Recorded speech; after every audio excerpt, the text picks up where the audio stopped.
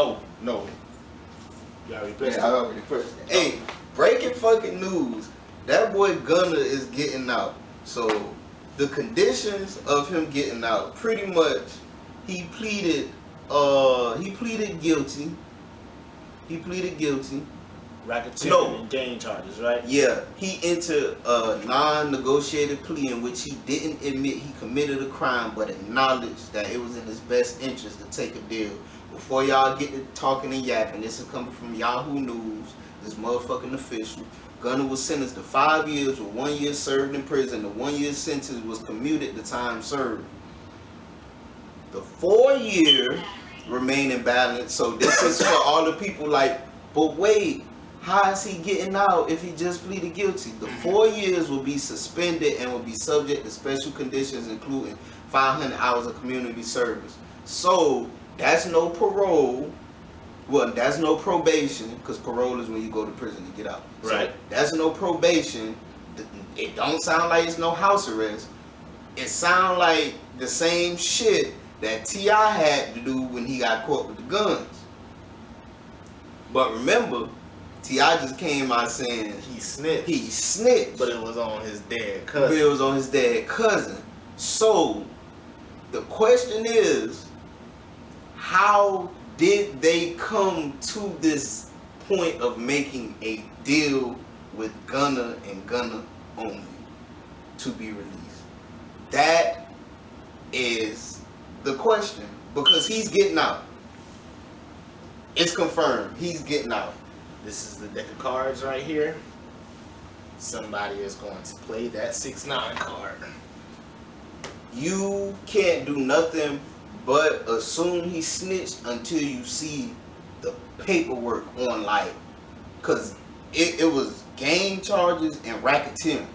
Yeah. So that sounds like I am guilty of being around gang activity and I am guilty of fucking racketeering. I can't really remember what racketeering is. That's like, it's like organized crime, right? Yeah, it's like making money illegally. Oh yeah, from robbery, yeah, violent crimes and shit like that. Receiving and dealing with stolen goods, shit like that. That's crazy how they made racketeering and laundering two totally different. They are though. No. I'm saying like that's crazy that they made that two totally different things when it's kind of sort of the same thing. No, it's not. It kind of is. Because money laundering isn't violent. Money laundering is you're taking illegal proceeds and funneling them through something legal to make it appear.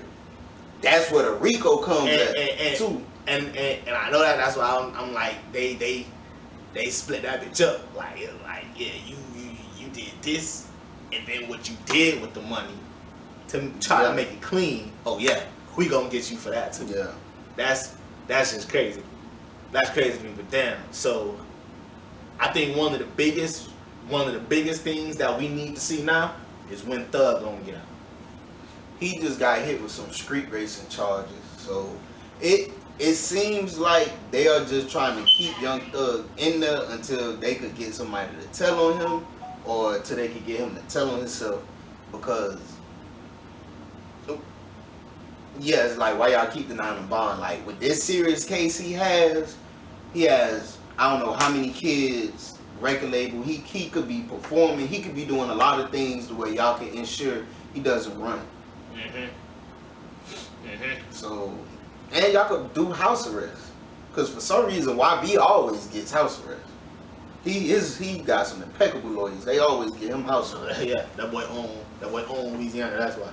Yeah, so he own that place. He own that state.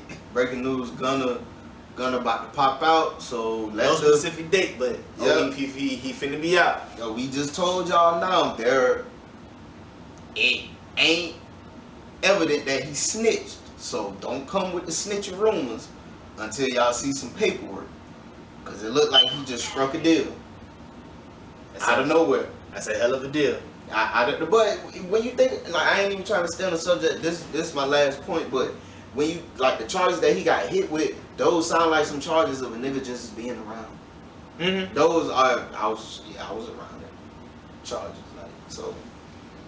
I'm glad he out. Free Gunna, free my big sister, free Thug. My thing is, isn't saying that he was around it pretty basically admitting that it happened? That's a way to look at it. But it's the RICO charges that really got Thug in there. It's the RICOs that murder. So again, what Gunna admitted to specifically applies to Gunna. Because remember, they was locked up under the same thing, under the same case, but they had different charges. So I think that's the right call anyway. I think if anybody should have got out, and I don't wish jail on nobody, but if anybody should have got out, it should have been Gunna, because we know they want Thug anyway. Gunna being out will allow YSL to stay alive. So if Thug or any of them boys in there need anything, Gunna is able to do it. So I feel like that's a big W for YSL, getting him back out of everybody too. That boy Sergio out. Yeah, man.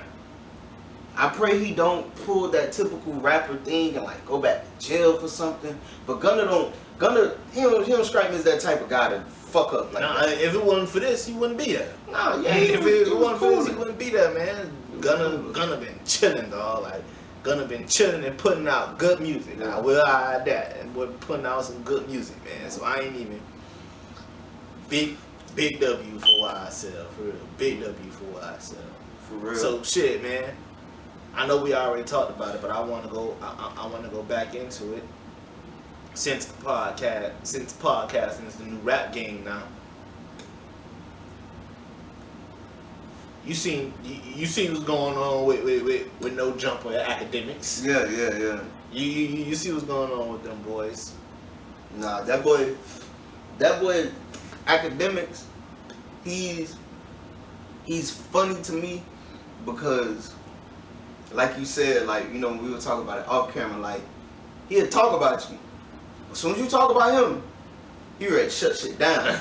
And it's like, it don't work like that, big bro. Like, you can't do that. You can't do that because at the end of the day, like, you're in the media business, so like you're gonna be critiqued. You are going to be critiqued. But the reason he tweaking, it's kind of like, I feel what you saying, but I've heard this come out your mouth before, Academics. Like, niggas gonna always try to get clout off your name, cause you big act. So it's like, he asked the question when Flacco was interviewing the Saint and Sinner. He asked the question. Saint and Sinner like spoke his piece on Academics, and like Flacco just was like, you know, like chuckling at it, like not laughing at it, but like just like not stopping it from happening. Yeah. And apparently he worships Academic, and so that's why I went on him like that. He went in on Adam 22 too. Especially with Flacco being such a controversial and argumentative person. Controversial, yes. Argumentative, no. Nah, you don't think so? He stuttered too much to argue. Okay. Nah, he do. That's funny. That's no shade, no diss, but he stuttered too much. Nah, see, well, okay, so us being podcasters, as hypothetically, if we were at the level of those guys right now, No Jumper, Academics and whatnot, you in an interview, somebody asks you about Academics or whatever, would you, for the sake of keeping it cordial, like, filter what you say? If me and him have, like, me and Academics have never spoken, never came across each other's path, no nothing like that. So if this was that setting, oh yeah, you cool. I be watching his videos, like, he be tweaking sometime, but he funny though. Boom, that's what I'm saying about him. If we had a issue, but it's just we know we got an issue, he's straight. You know, we ain't really that cool, but it's whatever. I keep it like that. But if like you done said something about me, I said something about you, we done exchanged strong words, I would say how I felt about you. Mm-hmm. If you already know how I feel about you, I would say how I feel about you. And that's the thing. I don't think he ain't really mad at the nigga for talking about him, because he already know the nigga feel like that. Right. He mad at Flacco for even having a nigga on that. And that's the part where I'm kind of like, okay, nah, hold up. Right. That's his job, though. Like, this, again, niggas making this the new rap. Just because that's your op, don't mean he can't come on my shit. And it ain't like Flacco was letting them talk about him for like 10, 20 minutes. It was like literally a couple of minutes. Like, it was just a couple of minutes he said what he said, and he was off on it. So it's like, yeah, that boy act just gotta, you know, that boy's gotta take what he give out. He gotta take what it come with. Yeah. He gotta take what it come with. Yeah, cause they be talking about little shit with us too. So y'all lighting bad. Y'all lighting bad. Hey, I actually heard that a lot. A lot. But hey, smoke alarm. The smoke alarm. The smoke alarm. Shit. Y'all gonna miss that smoke alarm when it's gone. What else critique you heard about the show? Ooh, about kicking it. It's too long. It's too long. It's too long. We talk too low. Oh yeah. What else? Not really much else. No content critiques. Yeah, no content critiques. I'm surprised. Nah, man, I'm not surprised. No, cause you know most. You shouldn't say that. Or why y'all don't talk about this? It's like, shit. We just be sitting on this couch and get the motherfucking going. We just get the fucking talking, man. That's it. But speaking of motherfucking going, damn, I just had it. You got it. I just had it. I'm trying to get it back to it. Damn. Be like that. Groceries are expensive. Huh. Groceries are very expensive. Oh, I must say that. Where that came from? Nah, I just had to throw something out there. Listen, man. 60 eggs is now $15. And nah, that shit was, I swear to God, that shit was just like 12 a couple of months ago. It was, and it's even worse because if you're thinking about it, bro, I remember when 12 eggs was like 98 cents. No bullshit. I remember when 12 eggs was 98 cents. Well, you do that math real quick, but 60 eggs for $15, that's $3. Question, bro. That's nuts. Do you think, because I be sitting back thinking, and I be like, nah, you a hater. That's why you thinking like that. But I'm like, nah, that's real shit. Like, I'm thinking logical. Do you think the price of inflation is so high because we have so many fucking entrepreneurs and independent contractors with their hand and shit? Most definitely, they.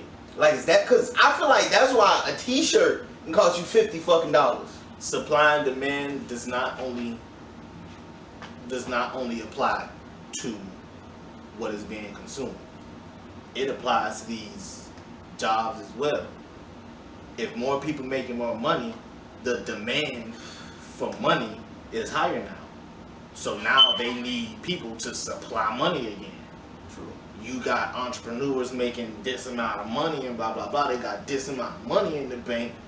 Once they need to take that out and they need physical money, that physical money got to come from somewhere. So, cause you're not a politician. Nah. So I know you don't have all the answers for these, but like, where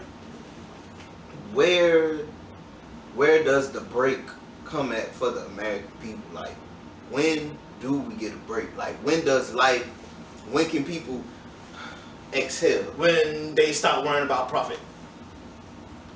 When they stop worrying about profit and they just worry about, you know what, let's just get what we need and then start fresh. I agree. But what they doing is because I remember I was watching an interview with it was two YT guys. I definitely got something. It was two YT guys, and they was talking about owning an apartment complex. they said they specifically said, because the interviewer asked him, okay, so when you go up on rents, like, do you really have to go up that high? They both said, oh no, we never have to go up as high as we go. But if we want a profit, that's what we gotta do. If we want our profit, we gotta put the rent up that high because we want our profit. I'm basing that off of the American way. Like, this interest is coming because it's like y'all trying to get it back and then some. If you go to the casino and then you lose a lot and then you trying to not only get back what you lost but try to get profit too, you're gonna lose more. You're gonna lose more. So it's like what they doing, they trying to get what they lost back plus some, but then everything getting so expensive now that nobody paying for nothing no more, so they keep raising stuff to try to make up what they losing as a matter of act two. And it's like, yeah, they keep worrying about that profit. So I brought that up because I've been watching some documentaries on the Pakistan and Israel war, and I've looked at the war in Afghanistan. Mm-hmm. And with the Israel and Pakistan war, that's like, it's like a you started it, no you started it type war, because it's over land. It's over original land and ownership. When the Pakistanis pretty much like came into the land, the Israel people, the Jews, Mm-hmm. they were pretty much like, nah, like, this is our land. We got gave this land. And they pushed them out to like, you know, like a different part. And pretty much they cut off the access to like their side. So that's stopping people from getting jobs, that's stopping food, that's stopping a whole lot of stuff. Mm-hmm. That's pretty much what the war is about over there. That one is still going on, if I'm not mistaken. But the war, and I brought that up because it's like, that's like a war being fought for some real politics type shit. Cause they even said like, how could this stop? We gotta sit down and talk. That's literally one of the people's like, we gotta sit down and talk.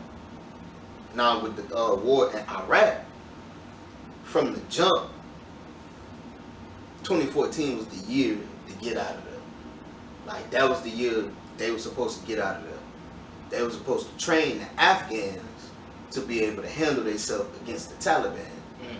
The whole point was, we're gonna pull out, but we're gonna leave a little bit of soldiers to help y'all and train y'all, but y'all are gonna have to fight the Taliban. While they was over there, Afghan soldiers, they was getting high, like they was on all type of drugs. Some of them was running off stealing the weapons. Some of them turned around, started working for the Taliban and started doing all type of stuff. Like, bro, when you really look into that war in Iraq, they was stealing fuel, like the fuel they was giving, the fuel that the Americans was giving to them, they would turn around and sell it. Like $1 million worth of fuel was missing at one point. So money that we just given to that war to help them, they turn around stealing it, making their own profit. So that's why when we left, it was such a big uproar, because they knew their military wasn't properly trained and ready for it. Mm-hmm. But the United States was like, we've tried, y'all have stolen from us, y'all did this, y'all did that, we out of here. So that's why the whole thing kind of like, they got on Obama, because didn't that happen with Obama when they left, right? When they pulled the soldiers out? Man, I've seen so much news about soldiers leaving and stuff, I don't even really know the specifics, but you telling me some new shit right now. Nah, yeah. Gonna lie. They got on their ass about that because, like, they knew they had to leave some soldiers behind, but it's like, the Taliban was not dismantled, like, literally. they painted a picture that the Taliban was under a certain type of control when it was a base that they was at, like literally 2 miles